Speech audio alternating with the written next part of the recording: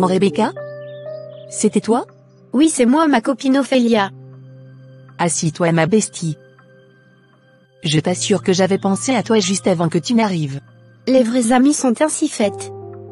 Même nos esprits se communiquent. Tu as raison ma bestie. Nous sommes collés, serrés. Il n'aura plus de vrais amis comme nous. C'est vrai ma copine. Devine quoi ma bestie? J'ai quelque chose de très extraordinaire à t'annoncer. Vraiment? Oui ma bestie. D'accord. J'ai très hâte de tout savoir. Il faut que tu me dises tout, sans oublier une seule virgule. Jérémy veut me demander en mariage. Quoi? C'est pas vrai. Est-ce que je peux te mentir? Toi-même tu sais que je ne peux rien te cacher, n'est-ce pas? Waouh! Enfin, Dieu t'a fait aussi grâce. Je suis vraiment très contente pour toi. C'est moi qui t'accompagnerai à l'hôtel, je te préviens. Je t'assure que ce jour sera le meilleur jour de ta vie. Je vais t'aider à tout planifier de A à Z, crois-moi. Est-ce que je peux douter de toi? Si tu n'es pas active dans les préparatifs de mon mariage, elle n'aura pas lieu. Tu es mon meilleur ami, et ça tu le sais très bien. Exactement. Ce n'est pas vrai. Donc Rebecca se marie avant moi? Alors que je suis sa grande sœur de loin? Je rêve ou quoi? C'est pas vrai. Mais comment elle s'est débrouillée jusqu'à gagner la confiance de Jérémy? Jérémy mérite mieux que Rebecca. Elle ne l'aime même pas. Si ce n'est que son argent. Mais pourquoi pas moi? Pourquoi moi je n'ai pas eu cette chance? Bonne arrivée maman. Qu'est-ce que tu as? Quelle est cette mine que tu fais? Hein? Je suis très triste maman. J'ai l'impression d'être la seule sur cette terre pour qui rien ne marche. Et pourquoi penses-tu ainsi? Maman. Je suis ici sans fiancé jusqu'à Rebecca aussi veut déjà se marier. De quelle Rebecca parles-tu? La seule que tu connais maman. Elle vient juste de me l'annoncer. Ta copine Rebecca là aussi se marie? Et pire encore avant toi?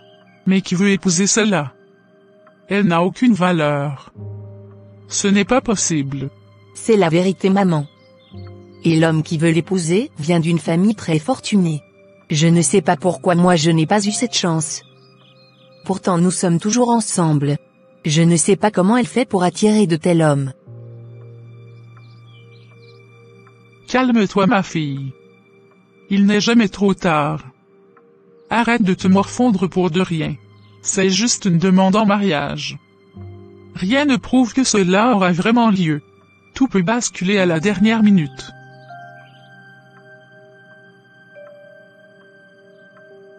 Est-ce que tu as appris la nouvelle? Mon gars. Laquelle? Tu n'as pas appris que ton ex-Rebecca se marie? Quelle Rebecca? Celle-là même avec qui tu étais sorti. Qui va épouser celle-là? Donc il y a encore des hommes aussi bêtes sur cette terre, pour demander une telle femme en mariage? Mais pourquoi dis-tu cela? Après l'amour ce n'est pas la guerre. Cette fille n'a aucune valeur. Même si on me la redonne à $1, je ne la prendrai plus. Elle ne vaut plus rien. Es-tu sûr de ce que tu dis? Pourtant tu l'avais aimée. Qui?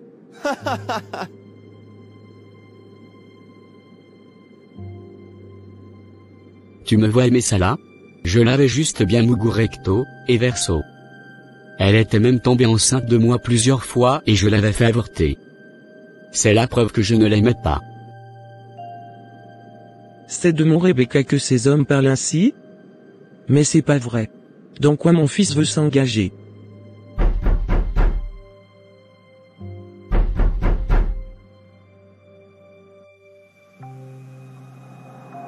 Entrez. Bonjour mon fils. Bonjour maman. Je ne savais pas que tu dormais encore. Ne t'inquiète pas maman. Je me suis endormi tardivement. Je réfléchis aux préparatifs du mariage. Ah? Les préparatifs du mariage. J'aimerais qu'on ait une discussion sérieuse à propos. Maman. Je t'avais déjà dit de ne pas trop te stresser pour mon mariage. Vous m'avez déjà fait un grand garçon.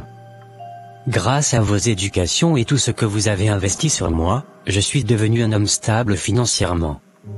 Vous n'avez plus à vous inquiéter des petits détails. Écoute maman. Je suis en train de vouloir tout confier à des professionnels. Ils sont excellents dans l'événementiel et spécialement dans l'organisation des mariages VIP. Donc on n'a plus à se stresser.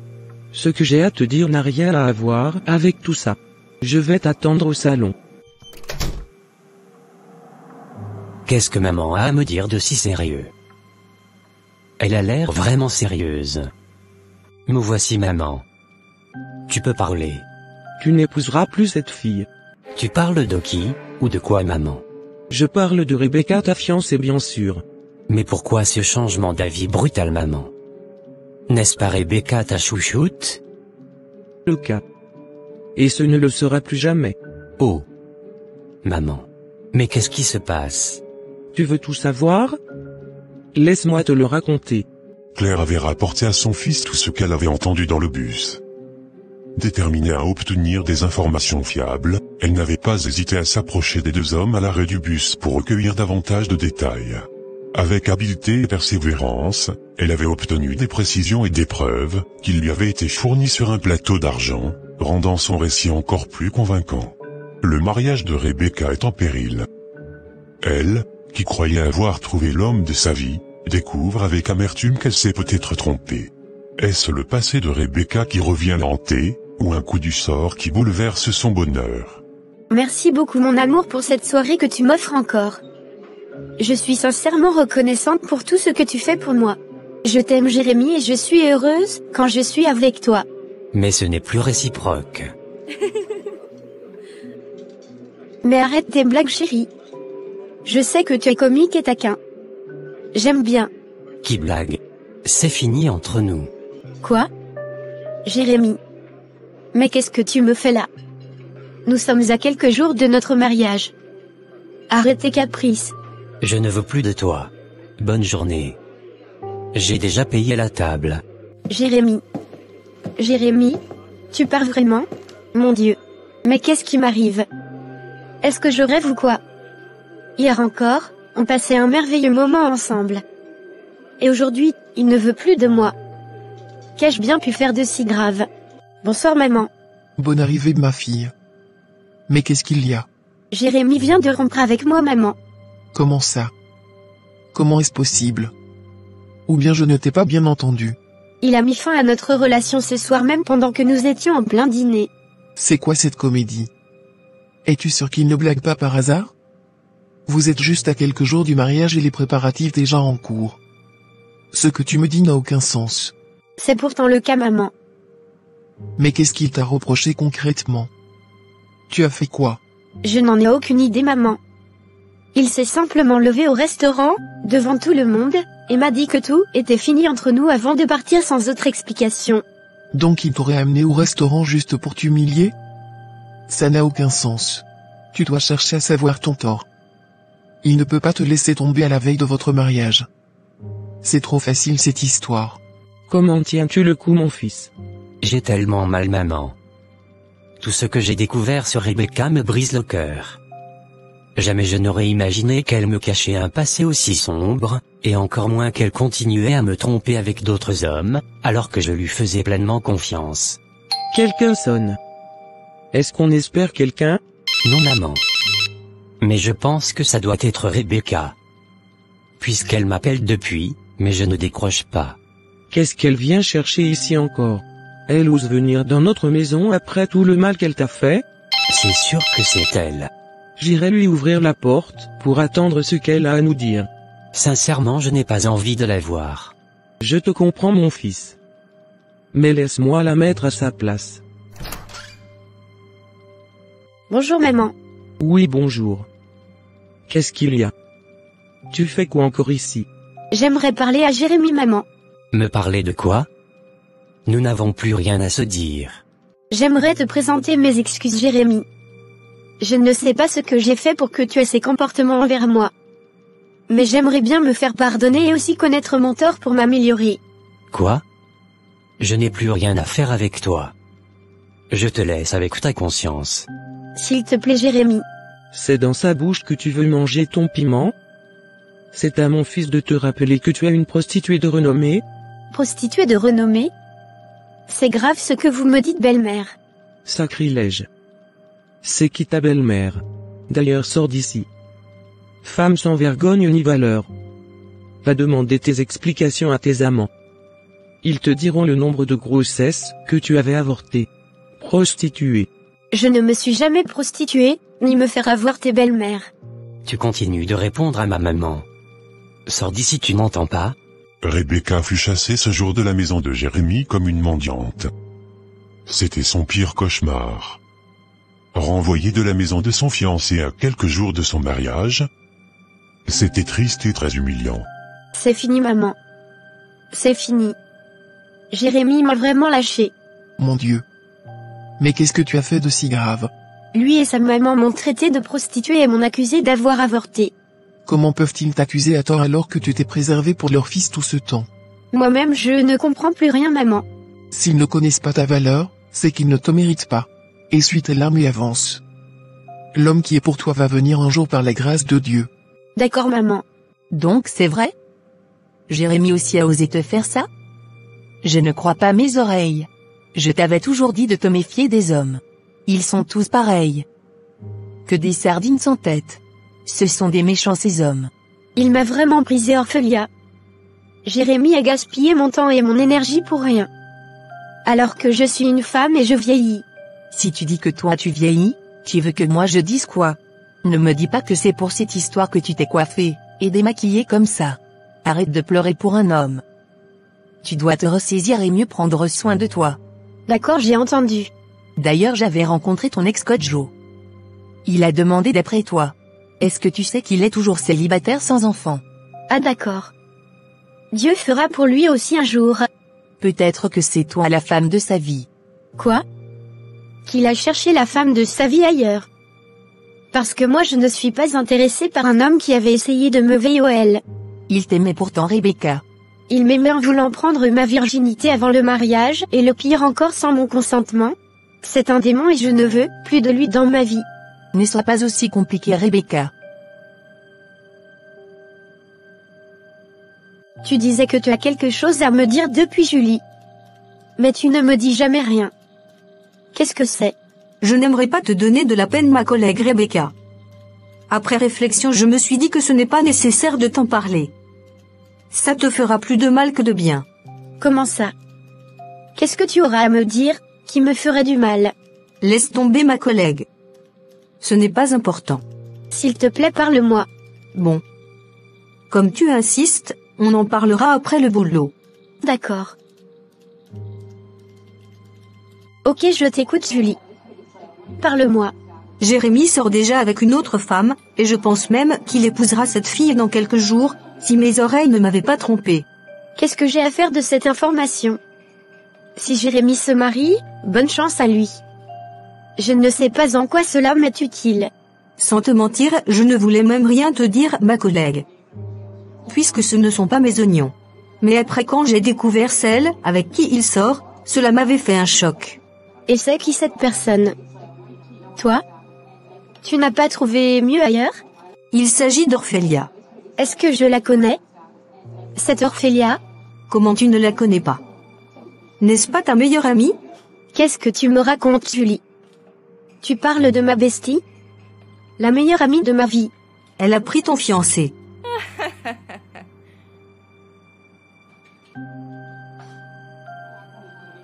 Arrête de dire de n'importe quoi. Comment est-ce possible ce que tu dis? Est-ce que ça sonne bien dans tes oreilles toi-même? Quel intérêt j'ai à te mentir? Si tu ne me crois pas, va au restaurant Ma Moitié ce soir à 20h. Tu les verras là-bas. Pardon, ne viens pas gâter notre amitié. Prochainement quand tu voudras inventer tes histoires, sache choisir tes personnages. Bonne soirée. Écoute ce que ma collègue du bureau m'a dit ce soir après le service.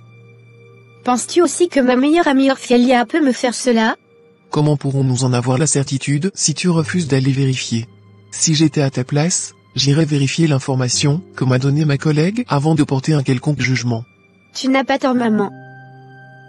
Je vais m'y rendre là-bas pour voir. Mais je suis sûre et certaine que ce sera une ressemblance. Orphelia ne peut jamais faire cela. En tout cas. Rebecca prend directement la route pour se rendre au restaurant Ma Moitié. Elle allait malgré elle. car elle était sûre à 100% que la fille avec laquelle serait Jérémie ressemblerait certainement à sa meilleure amie. Waouh! Ce restaurant est vraiment chic. Je ne savais pas qu'il y a des lieux aussi présentables dans la ville. Soyez la bienvenue madame. Veuillez vous asseoir. Merci. Voici votre cocktail madame. Merci beaucoup. Rebecca resta dans le restaurant des heures. Les clients viennent et partent, mais il n'y avait pas Jérémie, ni sa meilleure amie. Voilà ce que je disais. J'aurais pu prendre ce temps pour faire autre chose. Je ne sais même pas pourquoi je me suis laissé embarquer dans cette stupide histoire. Ma collègue Julie va m'entendre au bureau demain. Je ne vais pas la rater. Elle croit pouvoir briser notre amitié. Elle s'est trompée de cible. D'ailleurs je vais rentrer chez moi. Je ne sais pas ce que je fais seule assise ici. Je t'aime Jérémie. Je t'aime aussi Orphée mon amour.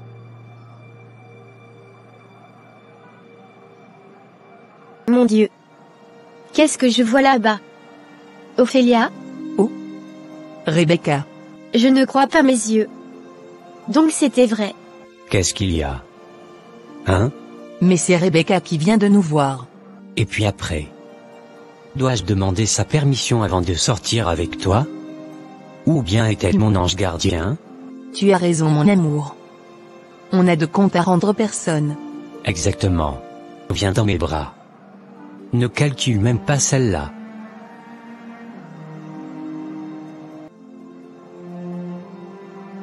Ce fut un réel choc pour Rebecca. Mais Jérémie et son amie Ophélia semblaient être en paix, et amoureux l'un de l'autre. Ils n'avaient même pas calculé la présence de Rebecca bien qu'ils l'avaient vue. J'ai tellement mal. Donc c'est ainsi que l'homme est mauvais? Je ne pourrais jamais imaginer qu'Ophélia pourrait un jour me faire ça. Rebecca, mais tu aurais mal aux yeux. Tu ne fais que pleurer depuis hier. Tu dois te calmer. Ce n'est pas la fin du monde. Mais je n'arrive pas à m'enlever ce film de ma tête. C'est trop difficile pour moi maman. Je sais que tu l'aimes toujours. Mais tes pleurs ne vont pas résoudre le problème. Viens te coucher. On en parlera à tête reposée demain matin. D'accord? D'accord maman. Ok.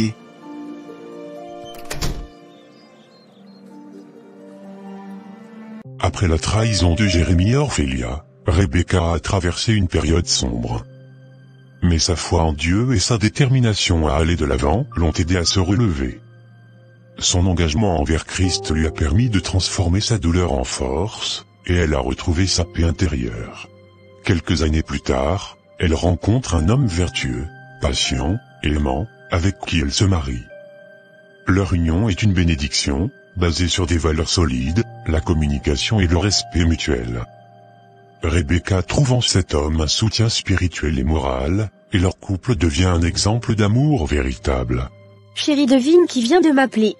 Qui est-ce chérie? Sarah. La maman de ma copine Ophélia, qui était morte la dernière fois dans une complication de grossesse. Celle qui avait arraché ton ex-fiancé? Oui mon amour. Qu'est-ce qu'elle te veut? Qu'elle veut me voir pour me parler, et que c'est urgent. Vraiment? Oui mais je n'irai nulle part. Pourquoi tu n'aimerais pas y aller? Peut-être qu'elle a vraiment quelque chose à te dire. De toutes les manières tu as déjà pardonné à sa fille, n'est-ce pas? J'ai pardonné à sa fille, mais je préfère ne plus avoir à croiser sa mère. Allons-y chérie.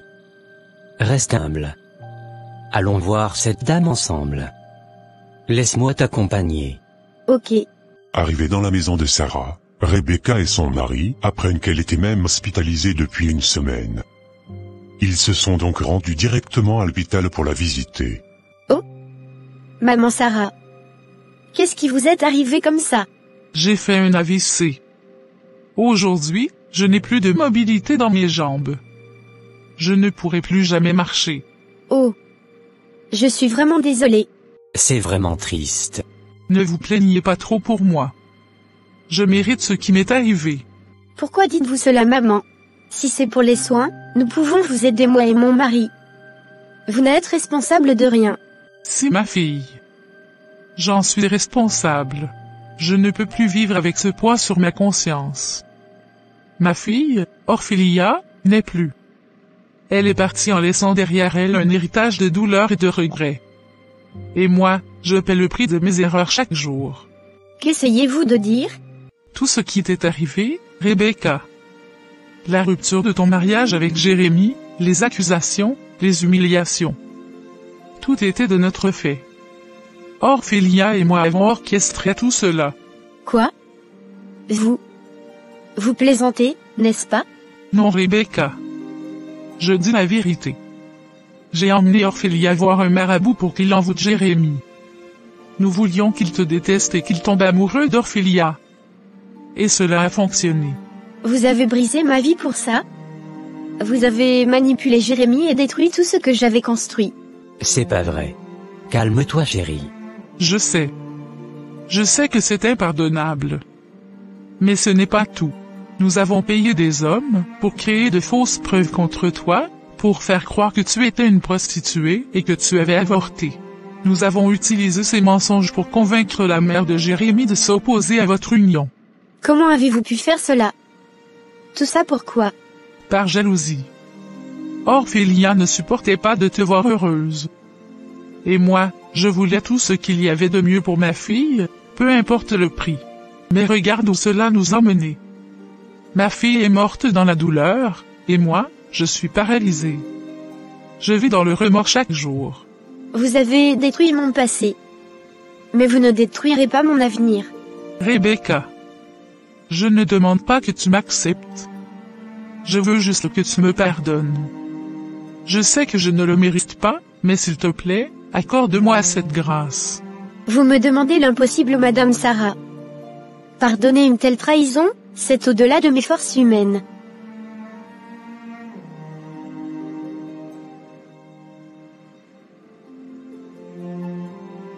Il faut que tu la pardonnes, chérie. Pardonne-moi.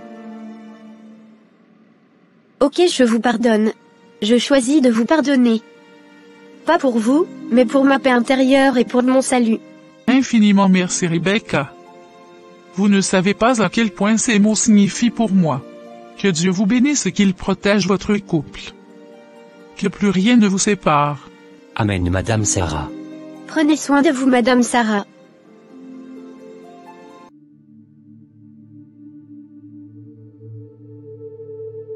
Samuel.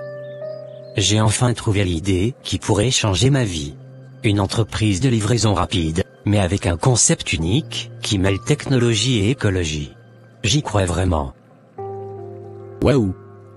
Ça a l'air génial, mon frère. Tu es toujours plein d'idées. Et? Tu as déjà commencé à chercher des financements? Pas encore, mais je vais contacter quelques investisseurs la semaine prochaine. Je voulais t'en parler d'abord. Après tout, tu es mon frère de cœur. Bien sûr. Tu sais que je te soutiens toujours. Si tu as besoin d'aide, je suis là. Roger avait toute confiance en Samuel. Les deux sont des amis d'enfance, et se considèrent comme des frères. Si Fabrice met ce projet sur pied, il réussira, et je resterai dans l'ombre. Pourquoi ne pas le devancer? Après tout, je mérite aussi ma chance.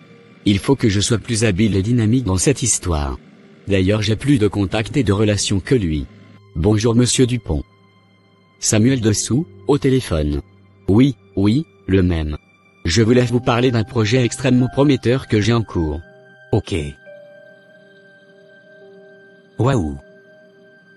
Vraiment. C'est un plaisir pour nous d'être associés à des projets innovants comme le vôtre. Exactement. Un projet innovant, qui vise à révolutionner le secteur. J'ai tout conçu moi-même avec une vision claire des résultats. Oui, je vous reçois. Vous savez, il y a un potentiel énorme ici. Et je pense que votre expertise pourrait faire toute la différence. Oh, je comprends vos hésitations. Mais écoutez, j'ai déjà plusieurs investisseurs intéressés. Nous sommes à un pas de la réalisation. Avec votre soutien, je peux garantir un retour sur investissement exceptionnel dans un délai record. Pourriez-vous m'envoyer une présentation claire du projet contenant les points clés? Bien sûr. Je peux vous envoyer une présentation détaillée ainsi que les projections financières. Vous verrez que tout est clair, et parfaitement structuré. Et si vous avez la moindre question, je serai ravi de vous répondre. Ok, ça marche. Yes. Ils vont tous tomber dans le panneau. Ce projet va me propulser au sommet. Bonjour Madame Marie. C'est Roger à l'appareil. Oui, monsieur Roger. Bonjour, que puis-je pour vous? Je voulais vous relancer sur ma proposition pour l'entreprise Gringo. Je vous rappelle dans quelques minutes, monsieur Roger. Laissez-moi vérifier l'évolution de votre demande. D'accord. Monsieur Dupont. J'aimerais savoir si nous pouvons valider la demande de monsieur Roger. Le jeune entrepreneur qui nous avait fait part de son projet Gringo. Projet Gringo? Je ne me rappelle plus avoir reçu une telle demande. Bien sûr, monsieur. Il était venu plusieurs fois et vous avez vous-même apprécié son projet. On devrait normalement le financer. Ah bon? Laisse-moi prendre connaissance de son dossier voir.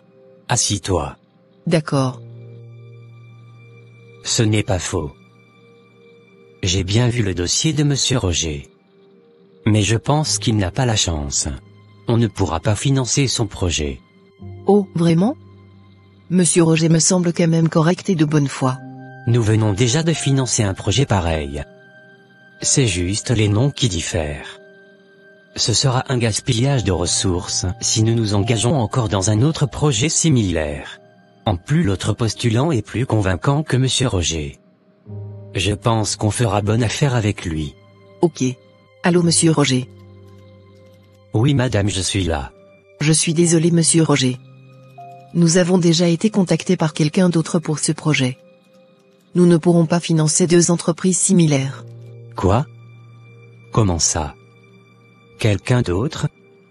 Mais c'est mon projet. Mon Dieu, ce n'est pas vrai.